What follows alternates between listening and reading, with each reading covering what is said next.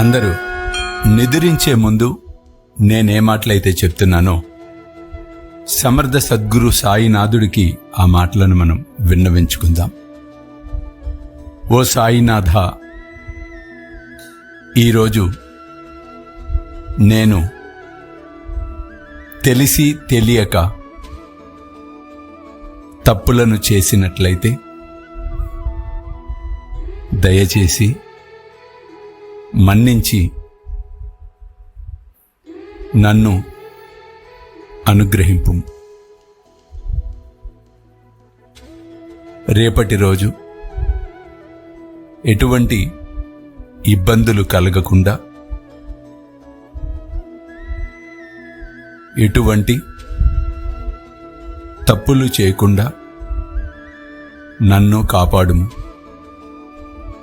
నన్ను, నా కుటుంబమును సదా రక్షింపుము. సర్వే జన సుఖినో భవంతు. జై సాయినాథ్.